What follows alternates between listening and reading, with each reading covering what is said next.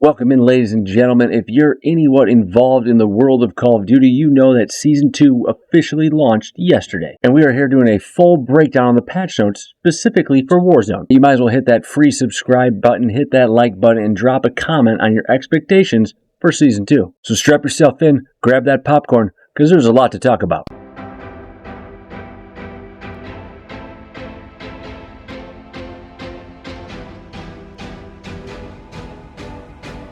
Now, as you can see here, we do have the roadmap, and I have made a few smaller videos breaking down individual parts of this, but we're going to go over everything. So first up, the Ricochet anti-cheat, which has been a huge topic because the cheaters have been running rampant, especially in the ranked mode, and there's honestly more people that seem like they're wall hacking than ever before. And they break it down that there's been updates to enhance detection models for behaviors like aimbotting, stricter account trust, and hardware identification to target repeat offenders, aka hardware bans. We'll see about that. And new tools to combat dishonest behavior, such as playing with cheaters or attempting to spam report innocent players. We're also focusing on precise tools, including major upgrades to the kernel-level anti-cheat driver, which if you don't know what that is, it's simply a thing that loads up when you load up the game. So if you have cheats on, it's not going to let you load up the game. And these are going to happen during this season, continuing into Season 3. Let's be honest, they got to show us. But we are hoping for the best. And we got a couple events. The first one is the Terminator Skull Drop event. Collect skulls to unlock rewards. It's basically the same, right? You get skulls by eliminating people in multiplayer and zombies, and you get them as well in Warzone, but you can also get it just by looting around. And then we have Shadow Hunt, which is going to be the same time as the Terminator one, but only the second week of it. During Nocturne, you must first complete the challenges he has laid out before you. Don't fail him. In case you didn't know who that was, that's like the main operator for the Battle Pass. He's kind of like an unbeatable assassin. And speaking of the Battle Pass, you can see a couple things right here. Some of the unlockable operators. We got the Black Cell kind of versions of the couple guys. This is Nocturne right here on the right.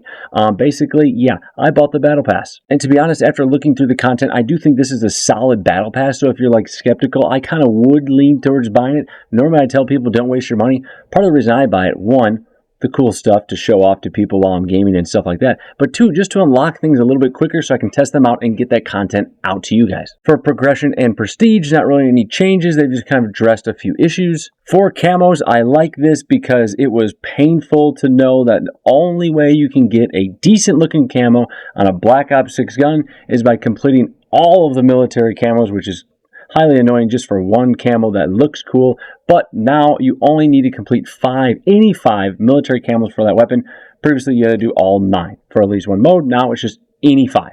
And the challenge progress bars now appear below the special camo and mastery camo swatches on the camo tab in the gunsmith, so just a little bit easier to access. The current equipped camo will now be highlighted by default when entering the camo tab in the gunsmith. For the social, they still have not added the party up or find a party or whatever it was called before. They took it away. They haven't added it back. I don't know what's taking them so long, but they added a favorites only filter to the friends list so that you can use to display only favorite friends. Player mic indicators will now appear when viewing the party channel or game channel. And then sort by progression, sort by rank, so you can kind of sort your friends list and stuff like that. Dark Ops calling card. So if you don't know what the Dark Ops are, it's like the secret things that everyone knows about once someone found out about it.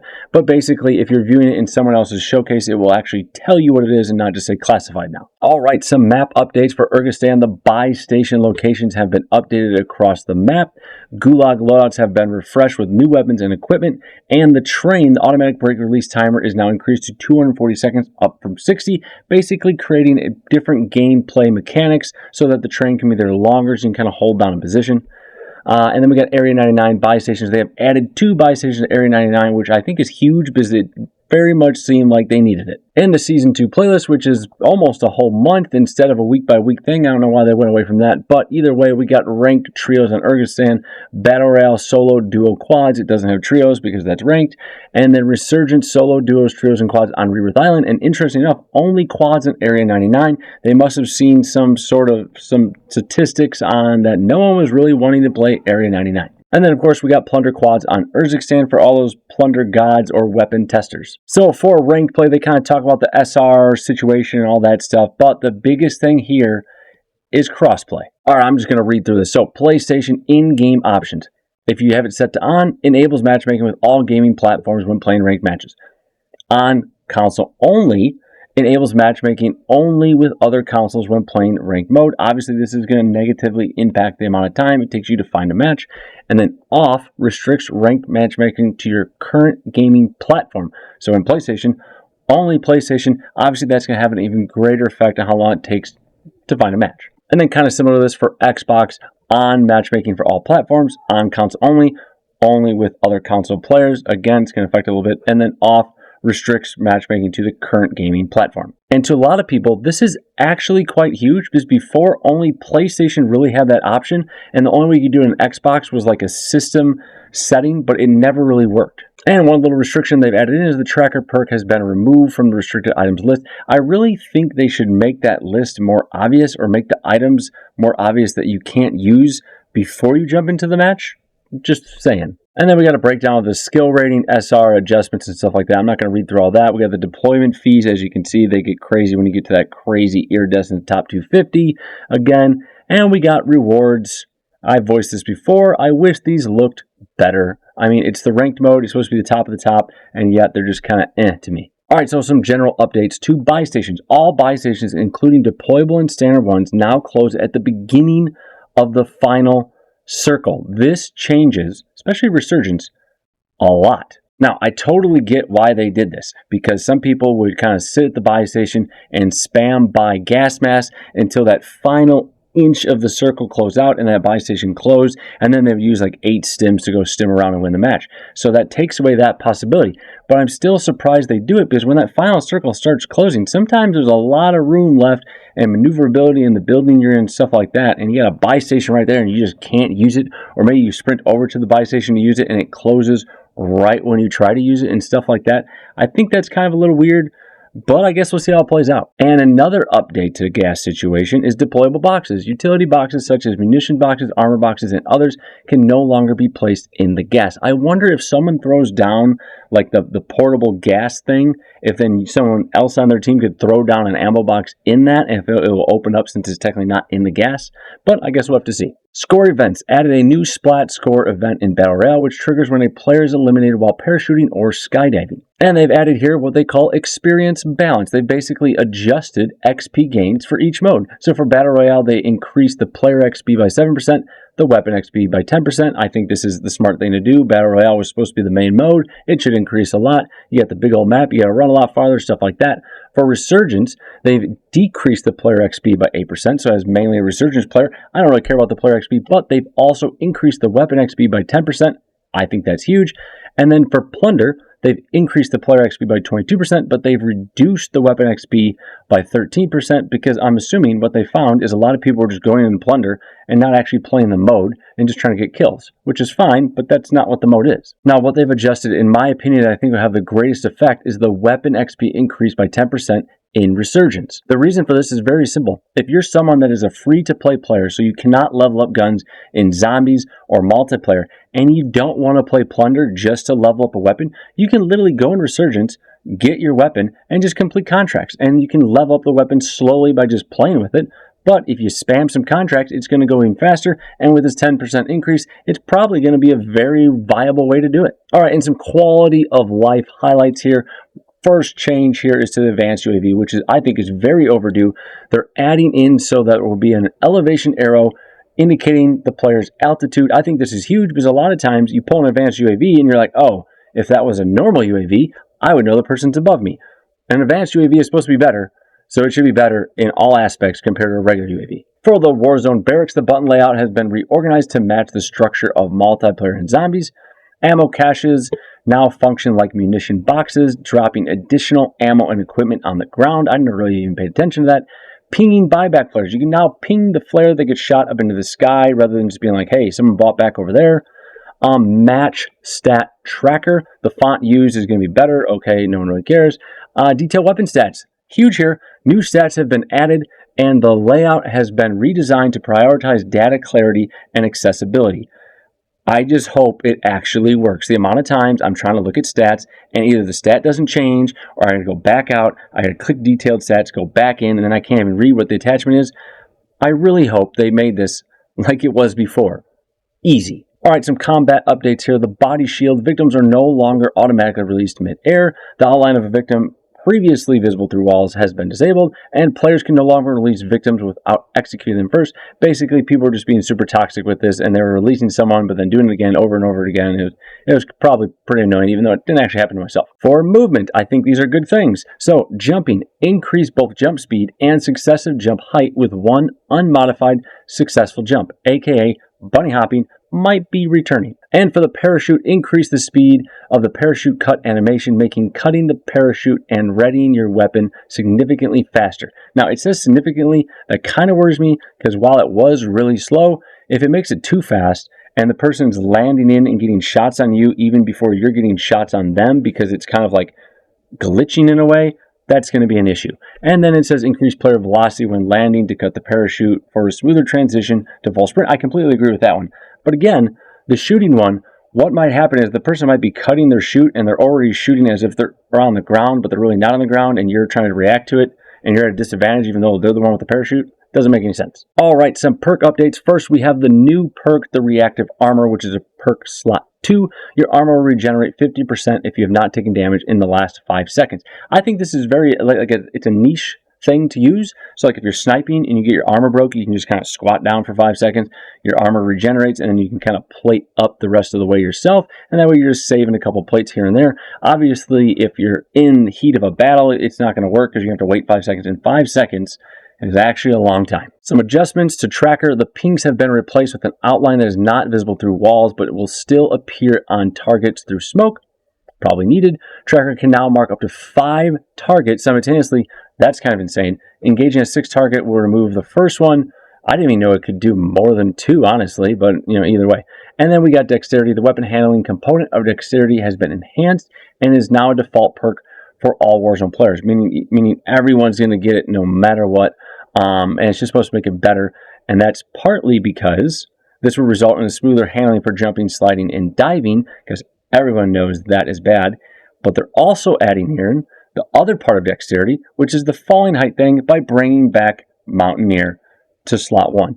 As you can see, it's replacing Dexterity. Fall damage reduction has been significantly improved compared to its current version with Dexterity, though it's not as powerful as MW3. But I still think this is going to be one of the go-to ones, especially on Rebirth Island. It's just helpful, honestly. And Veteran now provides significant damage reduction against the effects of gas grenades. I don't know how many people are actually going to use that. For equipment, the munitions satchel now only provides 1 additional item, down from 2, to address overstocking and spamming equipment. Tacticals and lethals, maximal deployed tacticals and lethals have been reduced to 2, which makes total sense, down from 3, to make more purposeful trap plays. Impact grenades, you can now stack up to 3 when equipped in munition satchel, up to 4. Thermal barrack, it's just kind of adjusted the damage here to make it a little bit better. Frag grenade, it decreased the damage to make it a little bit worse, but it did increase the farthest damage, which is like, the guy's one shot or something, I don't know, whatever. Experimental gas grenade, they slightly increased the trigger height for it, which is just supposed to make it better for visuals, I guess. Movement reduction, they've reduced that a little bit because it was kind of insane. And then the gas against resistant targets reduced from 8 to 5. And then for the stim shot, for all those people that are the crazy movement people, whether they knew about this or not, because it's kind of hard, it's not the easiest thing to do, but the strafe slide velocity with the stim, so when you're sliding, like if you stim, jump, and slide, you'd had an insane movement. They've kind of reduced that now. The spy camera updated the outline visual to no longer display through walls. Effect duration increased to 7 seconds to 10 seconds. Well, that evens out a little bit. Proxy alarm updated the outline visual for better clarity. I don't think I've ever used a proxy alarm. For kill streaks, we got the advanced UAV thing. We already talked about that. Little elevation arrow is going to be added in. The bunker buster, the gas damage against targets with gas resistance, has been reduced from 8 to 5, similar to the grenade up there. And then for field upgrades, loadout drop marker, the bounce factor of the loadout drop marker has been reduced by 50%. I'm not gonna lie, there's sometimes you throw that thing and I think it's just bouncing all over the place and it's not where you want it to be. So that's kind of helpful, I guess. And then the PDS system, the ability to re-enable closed buy stations by dropping PDS nearby now works as intended. I thought it was working before. However, to align with the previously outlined buy station changes, this is not possible. Oh, that answers my question right there. It's not possible during the final circle of the match. So you can still go outside the gas to a point where a buy station normally can't reopen, throw down a PDS and open that unopenable buy station. But if it's during the final circle, you can't do it. All right, and for the weapons, it's a lot. So in general, reload speeds, I'm not going to read all of these things, but reload speeds have been improved across literally everything because it was slow. And they've adjusted bullet penetration, so you're not just shooting through paper anymore. They've increased weapon swap speed because honestly, it was slow compared to a lot of different iterations of Warzone. Sprint to fire, they reduced the sprint to fire penalty when jumping from 35 to 10. I think this is huge because it was honestly terrible, especially when you combined it with like an MW2 or MW3 gun, because those were even worse. You literally felt like you were holding down the trigger for like 3 seconds before you could actually shoot. And then they reduced the aim down sight time jump speed penalty by 25%. Again, when you're jumping and you go to ADS, it's just slow. It's just slow and clunky, and it makes you not want to use certain movements because it makes the game just meh. New weapons. Obviously, we know the PPSH is coming back. It's a full auto SMG. It's available in the Battle Pass. We got the Cypher 91 Assault Rifle, full auto Assault Rifle, again, available in the Battle Pass. And then we have the Fang 82 LMG, full auto, available in the Battle Pass. And then the final one is the TR2 Marksman Rifle, which is the old school FAL, and it will be available during an event reward. All right, and we got a good amount of weapon adjustments, but not anything that I think is absolutely meta changing. But either way, here we go. The AK-47 got a buff to its damage range and also got some adjustments to its ADS, its sprint to fire, and lower torso multiplier. The AIMS 85 got a increase to its leg multiplier and headshot multiplier. That's going to help it a little bit. The AS Val is still going to be terrible, but it did get a reload speed of 5% faster. The Goblin MK2 got a damage range buff. You'll see that's kind of a common thing. It also got a slight buff to its bullet velocity, and its damage mag, kind of helpful, increase from 20 to 30, and it got a slight increase to its lower arm and hand multipliers. The GPR81 got a damage range nerf, actually. Now, it's not by a ton. I mean, 8 meters, okay, that is a good amount, actually, but it's not the worst thing ever. I mean, the gun's still going to be pretty solid. Its ADS is a little slower. Its sprint to fire is a little bit slower. Its leg multipliers were decreased. So, I mean, the gun got a nerf, but at least it didn't get a damage nerf, so I think it's still going to hit pretty decently hard. The Model L got a damage range buff, and its damage range is actually kind of insane. 62 meters in the first damage range, and it only has 2 damage ranges, which is absolutely insane because anything past 62 meters is just going to have that one drop off, and that's it, and out to infinity as long as you can hit the shots. And then also got a leg multiplier increase just by a little bit. The XM4 got a damage range nerf, similar to the GPR. It's like they think damage range. Damage range is their main thing. I don't know. Maybe that's their new thing that they're going to adjust to adjust the meta. I don't really know. But it also got adjustments to his leg multiplier decrease. Its turnaround mag is more difficult to use. The buffer stock is going to have more recoil instead of that absolutely zero recoil. I mean, we all knew that was pretty much coming. And for SMGs, it's kind of a similar thing. The C9 got an increase to its damage range. It also got an ADS improvement, a sprint to fire improvement, a bullet velocity improvement, and leg multipliers increased slightly. The Jackal, the opposite. It got a damage range reduction. It got upper torso and arm multipliers decrease, lower torso decrease, bullet velocity decrease, just kind of evening those two out. The Compact 92 ADS improved, which I didn't even think it needed the ADS improvement, and sprint fire improved. I mean, the Compact might be taken over. It is a super fast time to kill. Its only thing is its fire rate is so high you're going to run out of ammo, but that's another story. The KSV, similar to the C9, got a damage range buff and got increases to its ADS, sprint fire, and bullet velocity. The PP919 got a damage range decrease, which its damage range was actually really good.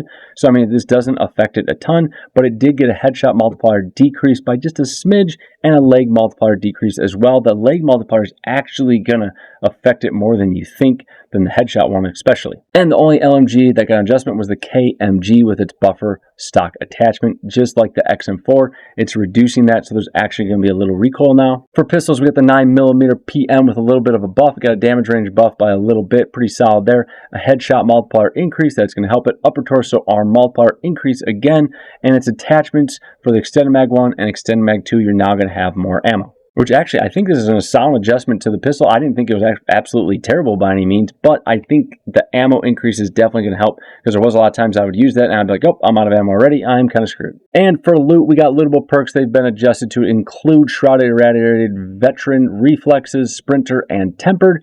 And then loot weapons. All ground loot weapon builds have been refreshed for the new season, which I think they should do this like multiple times during the season because it kind of gets old using the same ground loot all the time, especially when you're a resurgence player. The semi-auto rifles, burst rifles, and common though epic handguns have been removed, and the new Season 2 weapons have been added into the ground loot pool. And we got a few contract adjustments. For the Intel contract, completing Intel contracts now has a very low chance of rewarding durable gas mask. That's kind of cool. For the signal intelligence, they've adjusted the amount you will get throughout the process. So for solos, you'll get 7,500. Duos, 4,500 per player. Trios, 3,500 per player. And quads, 3,000 per player. That way, I mean, this makes sense because, you know, in quads, if everyone was getting 7,500, that would kind of be an insane amount. And then for scavenger, the distance between scavenger crates has been reduced. Thank you. Requiring less of a marathon. I mean, you literally had to run all over Rebirth Island just to complete a scavenger. You would go all the way down from harbor to prison, back down to harbor just to complete the thing. The majority of the time, objects will prioritize remaining within the same point of interest. There you go. Just like I was saying, that is... Thank you. A new public event, the Runaway Train. The event now has a 10% chance to occur in the 5th circle of Battle Royale. Adjustments to a couple challenges. So Warzone Tactician, Bunker Busters, and Cluster Strikes no longer count towards progressing for this challenge. I don't even know what challenge it is, to be honest. Deadeye, the requirement to ping an enemy before eliminating them has been removed for the challenge progression. I mean, that's kind of good. I really suck at pinging people, I'll be honest. For vehicles, damage adjustments, C4 and IED damage now have slightly adjusted to ensure greater consistency when destroying vehicles. A UI UX fix here, post-match XP widget, updated the XP widget to provide more information after the match. We'll see if it's actually accurate because it rarely is. And then we have some more audio adjustments, which honestly, I really hope these audio adjustments are good. There will be times I will hear someone flying above me and it will sound like they are literally like 10 meters above me over here, but in reality, they're like 40 meters in front of me, like way up in the sky. And it's the same thing. Like I'll hear people running above me, but the person sprinting next to me sounds like he's on a different side of me or something like that. Either way, I hope they fix the audio. Third-party reverb, reducing reverb effects to improve directionality. Again, that's exactly what I was just saying. Directional, it's been terrible. But footsteps, centers, and parachutes. The parachute adjusted parachute audio being louder than intended at farther distances. Another thing I was just saying. And then self-revive. Players will now hear the enemy self-revive sound. Why haven't we been hearing it? And then finally, the bug fixes. As you can tell, we have so many of them because there is so many bugs currently in Warzone, so we're going to read through a couple of the more important ones. First, they fixed an issue where quick fix health regeneration did not activate while plating. They fixed an issue for a quick fix that wasn't regenerating health when eliminating a player with a combat axe or throwing knife. Fixed an issue where weapons were becoming inaccessible near interactable areas. That was annoying. Fixed an issue causing weapons to fall through buy stations. Sometimes you go to buy one of your weapons at the buy station, it would drop the wrong gun, and it would drop it into the buy station, so the gun you still wanted to use, you wouldn't have access to anymore. Fixed an issue where MW2 and MW3 weapons were missing Black Ops 6 weapon stats. Fixed an issue causing parachutes to deploy when jumping off ladders. They would literally deploy off of anything. There was one time I hopped off a 2-foot crate, and I pulled my parachute. Now, I only ran into this a couple times, but they fixed an issue causing players to redeploy without weapons and preventing loot interactions. That's just comical. Fixed an issue where the precision airstrike notification failed to appear on a player's location.